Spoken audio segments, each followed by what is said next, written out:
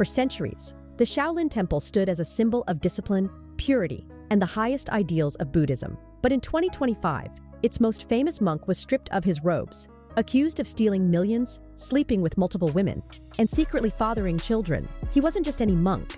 He was the so-called CEO monk, the man who turned Shaolin into a global brand. And now, the empire he built is collapsing around him. Before the scandal, Shi Yongxin was the pride of the Shaolin Temple. Born Liu Yingqing, he entered the monastery in 1981 as a young disciple, long before smartphones, global tours, and multi-million-dollar kung fu shows. By 1999, he had risen to the temple's top post, abbot. And he wasn't content to simply preserve tradition. Shi had bigger plans, armed with something no monk before him had ever possessed: a master of business administration. He reimagined Shaolin as more than a sacred sanctuary. Under his leadership, the 1,500-year-old monastery became a global brand. He opened martial arts schools overseas, licensed the Shaolin name to films, video games, and merchandise, and even sent monk troops around the world to perform high-flying kung fu shows. This bold transformation brought Shi into the global spotlight. He met world leaders like Queen Elizabeth II, Nelson Mandela, and Apple's Tim Cook. He rubbed shoulders with business tycoons and celebrities, positioning himself not just as a spiritual leader, but as a savvy entrepreneur. But with every empire built on ambition, there's always a question lurking beneath the surface. How much success is too much for a monk sworn to live simply? In late July 2025, the illusion of the untouchable CEO monk shattered overnight. Multiple Chinese government agencies confirmed they were launching a joint investigation into Shi Yongxin, and the accusations were explosive. On a quiet Sunday, the Shaolin Temple's own official channels dropped the bombshell. Shi was suspected of embezzling temple funds, misappropriating assets, and committing serious violations of Buddhist precepts. Within 24 hours, the Buddhist Association of China delivered an even bigger blow. They stripped Shi of his ordination certificate, essentially erasing his status as a monk. It was an unprecedented public humiliation for a religious leader of his stature. The announcement spread like wildfire on Weibo, where the scandal became the most read topic that morning. Tens of millions of Chinese netizens watched the once revered monk's reputation collapse in real time. And this wasn't just another corruption story. It was about the man who had sold Shaolin to the world, now accused of selling out its soul. The official statements didn't hold back. Investigators accused Shi Yongxin of embezzling and misappropriating temple funds and assets, siphoning money meant for religious and cultural projects into uses that remained suspiciously unclear. But the scandal didn't stop at finances. For years, Shi had presented himself as a disciplined monk, yet the probe alleges he maintained long-term improper relationships with multiple women, directly violating the Buddhist vow of celibacy. Even more damning, reports claim he fathered at least one child out of wedlock, with rumors online suggesting there could be several. The lifestyle details painted a picture far from monastic humility: a fleet of luxury vehicles, including high-end sedans and SUVs, lavish personal gifts, like gold-threaded ceremonial robes, alleged acceptance of expensive rewards from companies and local governments, sometimes in exchange for tourism promotion. To many observers, this wasn't just a monk who bent the rules. It was a man who appeared to live more like a business tycoon than a spiritual leader.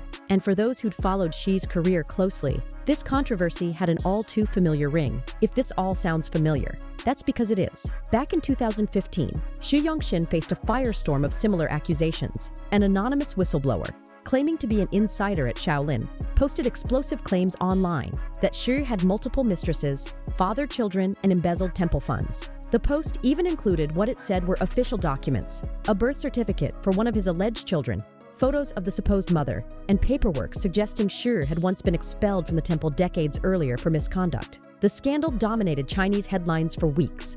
Social media lit up with debates over whether a monk could live like a businessman and still be considered a true spiritual leader. In response, Shi denied everything, calling the allegations vicious libel. He told the BBC at the time, if there were a problem, it would have surfaced long ago. By 2016, provincial authorities announced that they found insufficient evidence to charge him. The case was dropped. Shi remained abbot, and life at the temple went on. But many critics never believed the investigation was thorough. They suspected political protection, influence, and Shaolin's global image played a role in keeping the CEO monk in power. Now, nearly a decade later, those same accusations are back.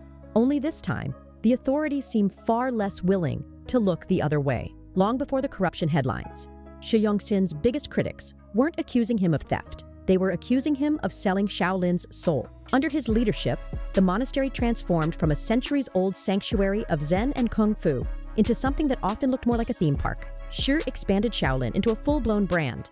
He licensed the name to movies, TV shows, cartoons, and even video games. He sent touring troops of monks to perform choreographed kung fu shows worldwide. He opened martial arts schools across Asia, Europe, and the United States. The temple even ran an online store selling Shaolin tea, t-shirts, sneakers, and a kung fu training manual priced at nearly $1,400. But the most controversial plan came in 2015. A proposed $300 million Shaolin village in Australia.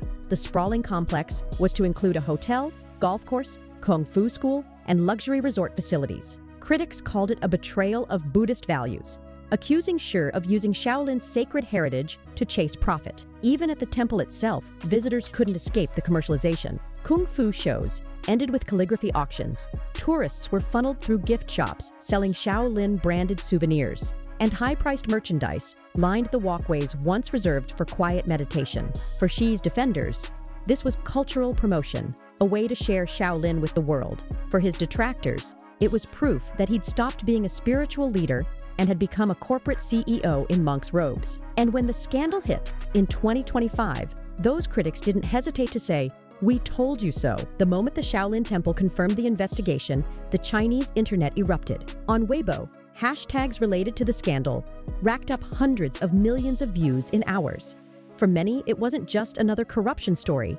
It was the collapse of an icon. Some users expressed outright anger. How could the leader of China's most famous temple live like a billionaire while preaching humility? Others were less surprised, arguing that Shaolin's transformation into a money-making machine had made this outcome inevitable. The temple has been a business for years. One comment read, "This is just the mask finally falling off." State-affiliated commentators seized on the case as proof that no one is beyond scrutiny. Hu Xijin, the influential former editor of Global Times, wrote, "There is no safe haven for corruption in today's China, not even inside the walls of a temple." The message was clear. In the era of high-profile crackdowns, spiritual titles won't protect anyone from the law. Offline, the reaction was more complicated. In rural parts of Henan, where the Shaolin Temple is a major tourism draw, some locals feared the scandal could hurt business. Meanwhile, devout Buddhists across the country worried that the fallout would tarnish the faith itself,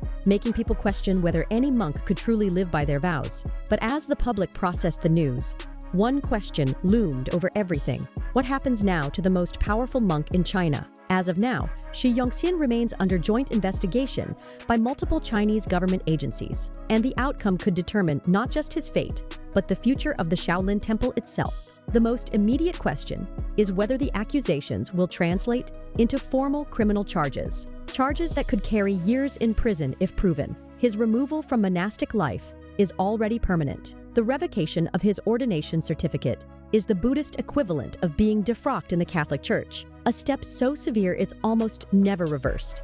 Even if somehow acquitted in court, Shi will almost certainly never return as abbot. There's also the matter of his empire. Over the years, Shi tied his personal leadership to Shaolin's global commercial network, schools, cultural centers, licensing deals, and tourism projects. Since the investigation began, several companies registered under his name have already been deregistered. If authorities dismantle more of his business holdings, the Shaolin brand could shrink dramatically. For the Chinese government, this is an opportunity to send a political message. The fight against corruption applies everywhere, even in sacred spaces. For the Buddhist community, it's a crisis of image, forcing them to ask whether commercial ambition has eroded spiritual integrity. And for the millions who once admired the CEO monk, it's the end of an era. The man who turned Shaolin into a global cultural powerhouse is now facing the possibility of ending his career, not in robes, but behind bars. The Shaolin Temple has survived for over 1,500 years through dynastic collapses, foreign invasions, and political upheavals. Yet few scandals have ever struck at its heart like this one. Shi Yongxin wasn't just another abbot, he was the face of modern Shaolin, the man who brought its kung fu mystique to global stages. rubbing shoulders with royalty and CEOs. For decades, he seemed untouchable. But in 2025, the monk who built an empire around Shaolin's name is being accused of tearing down the very values it stood for: embezzlement, secret relationships, illegitimate children, a lifestyle worlds apart from the vows of poverty, humility, and celibacy he once claimed to uphold. The fall of the CEO monk raises a deeper question that reaches beyond one man. Can ancient spiritual institutions survive the pull of modern greed without losing their soul? As the investigation unfolds, one thing is certain: the outcome won't just decide Shi Yongxin's fate. It will determine whether the Shaolin Temple's future is written as a story of redemption or a cautionary tale about the price of turning sacred tradition into global business.